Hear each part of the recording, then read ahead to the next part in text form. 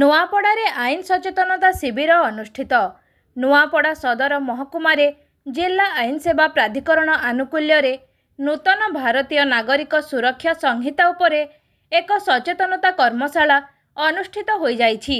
Secretary ଜିଲ୍ଲା ଆଇନ ସେବା ପ୍ରାଧିକରଣ ନବନୀତା ଦାସଙ୍କ ସଭାପତିତ୍ୱରେ ଅନୁଷ୍ଠିତ ଏହି ସଭାରେ ମୁଖ୍ୟ ଅତିଥି ଭାବରେ ଜିଲ୍ଲାପାଳ ମଧୁସୂଦନ ଦାସ ଯୋଗ ଦେଇଥିବା ବେଳେ ସମ୍ମାନିତ ଅତିଥି ଭାବରେ ଜିଲ୍ଲା ଆରକ୍ଷୀ ଅଧୀକ୍ଷକ ଜି.ଆର୍. ରାଘବେନ୍ଦ୍ର, ଜିଲ୍ଲା ମୁଖ୍ୟ ଉନ୍ନୟନ ଅଧିକାରୀ ଲମ୍ବୋଦର ଧାରୁଆ, ଉପଜିଲ୍ଲାପାଳ ଯୋଗେନ୍ଦ୍ର ମାଝୀ ପ୍ରମୁଖ ଯୋଗ ଦେଇଥିଲେ।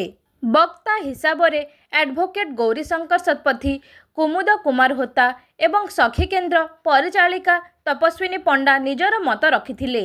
ସମସ୍ତ ଅତିଥି ଓ ବକ୍ତା ଏଫ୍.ଆଇ.ଆର୍., ବେଲ୍, ସମନ, ୱାରେଣ୍ଟ, ଅପିଲ, ବ୍ୟକ୍ତିର ଆଇନଗତ ଅଧିକାର ଇତ୍ୟାଦି ଉପରେ ନୂଆ ଆଇନରେ ଥିବା ସମସ୍ତ ପ୍ରାବଧାନ ଉପରେ ପ୍ରାଞ୍ଜଳ ଭାବରେ ବୁଝାଇଥିଲେ।